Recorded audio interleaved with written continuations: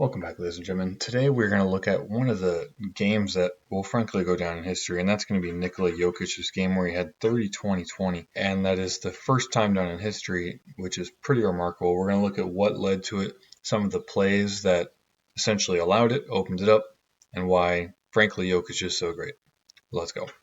The first thing is that Jokic has changed a lot this year is how often he shoots threes, and frankly, he's shooting them unbelievably well. So he should be shooting them more. And I've talked about how this is super important because defenses will tend to sag off of him a bit because he's a big, but given this much space, he's been a lot less hesitant to shoot. And I love the fact if the defender stops there, he is shooting over the top of them. Even in today's day and age, bigs are still hardwired to sag off and protect the paint, especially because Jokic is such a good passer and driver. And so if they go with Braun here on the ball screen essentially, and Braun slips down and Jokic is left open, Jokic cannot hesitate, needs to be able to shoot this ball, needs to desire to shoot this ball, especially in the playoffs. Almost the exact same concept, except Jokic was without the ball this time, but Braun's going to come set a ball screen, and because they're worried about Braun slipping to the rim or something, Mason Plumlee is like, oh, I gotta stay here. And so he takes the long way around to guard Jokic, and again, Jokic has a wide open look. And the big reason why the threes is so important is because it opens up other avenues of the game where he's maybe the best in the league. And so when you get them to eventually close out because they respect you, you're able to punish them on the inside, whether that is driving, whether that is passing, whether that is creating any kind of opportunity you can. Jokic is the single best with that, and even if he misses it, he's going to be right there and in the best position for a rebound. I firmly believe Jokic and Luka are two of the best, frankly, of taking advantage of body position, and if you get out of position, they'll exploit it. And so him shooting threes creates that kind of opportunity because Mason Plumlee has to close out a little bit further, and that gives Jokic the opportunity to drive downhill, beat him with that first step, and get another great look at the rim. And then we're going to look at his second most and his first most likely areas to get points or assists. And the first one is going to be ball screen. So he's going to run like a little dribble handoff right here, taking advantage of Christian Braun coming downhill. And so Christian Braun, once he gets there, he knows that he has Jokic. When this big helps over, he knows that he has Jokic in this little short roll area. And Jokic right there, clean. Grayson Allen is not going to contest that shot. All right, so we run a little off ball screen here. Off ball screen. And then they're going to, again, worry about Jamal Murray in the post right here. So Mason Plumlee just, I don't understand why he's being so reactive to cutters. But Jokic is going to come flow into a ball, and they're going to go with a dribble handoff with Jamal Murray coming around. Essentially, the whole idea is to put the defender in motion. Jamal Murray comes off the ball screen and is going to get a clean look. But even if he didn't want to take that look, he has Jokic in the middle, and Jokic is also going to get a clean look. And I think this is actually my favorite play. This is, I'll call this the extra ghost screen.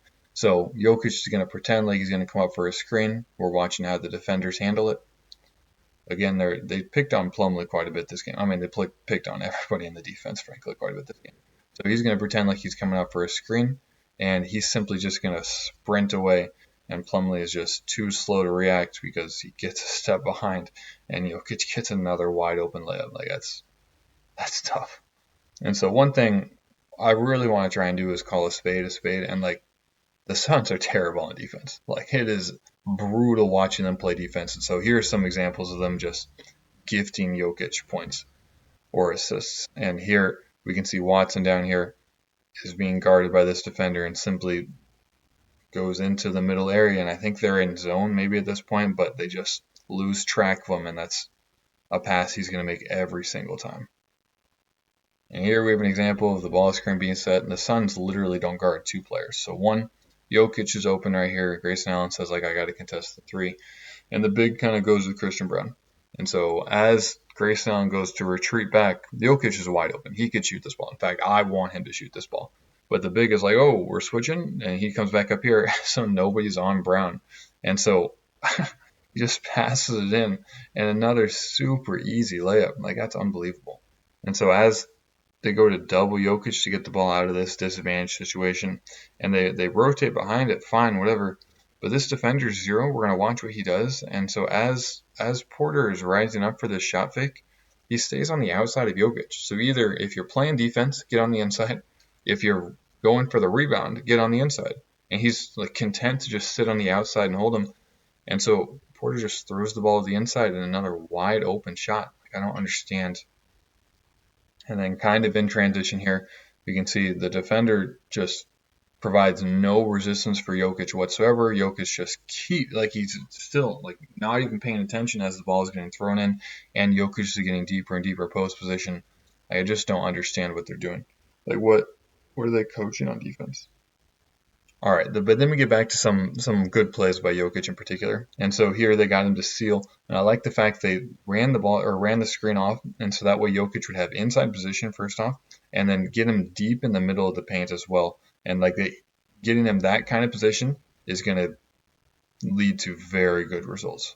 When Jokić has these kind of post-up situations, if they're going to double, especially hopping off Brown, Gordon, or Westbrook, having Brown be able to shoot these kinds of threes with space to close out, I think that is super crucial. Obviously, Jokić can read that pass, so Brown being able to hit it is crucial. Same thing, they get Jokić in a post-up situation, double comes, Aaron Gordon being left open. If they can find a way to hit him and he can find a way to hit that at a very good clip, that's going to bode well for them. One thing that I really don't like, though, is I don't like Porter Jr. cutting right here. I want him to stay on the perimeter because he's your best catch-and-shoot three-point shooter. Why would he not be spacing the floor on the perimeter? But Aaron Gordon gets a clean look and he hits it. And then again, I think the Suns kind of slightly change up their defense. They're going to go to double here, and I don't like the doubling from the nearest pass because Jamal Murray does the exact right thing where he just moves away from the next defender's rotation, and that's such a long closeout to give a great shooter. Like, that's very, very difficult, and Jamal Murray's going to hit that at 40%. And the final way he got a lot of assists is with him in the post-up. You're going to have players cut, especially players like Russell Westbrook. And again, this is some real questionable defense by the Suns. Russell Westbrook cuts down. Grayson Allen is like, oh, okay, I'm going to leave him to go double because I was told to double. And, I mean, Jokić is going to make that pass. And here he wasn't even able to get into a post-up. Michael Porter just cuts into space right here, and this is a great cut. And, I mean, super impressive pass. Ideally, like, this defender, if you're playing defense here, like in Jokić is about to make the pass, maybe you put an arm up, I don't know. Or maybe a defender helps over on the bottom, or maybe this defender stays with him a little bit closer. But I mean, it's not bad defense. Not bad defense from this guy right here. But Jokić puts it in a great spot, and obviously he's going to be able to finish that. We know that you downplay, because we even asked you about the 19 assists last Monday. You downplay these things, but when it's something that's truly never been done, that we've never seen, do you have an appreciation for, and you get the win in OT the way y'all did? Yeah, I mean, I think it's not supposed to go like that way, but we had a really good game until one moment, and everything went downhill for us.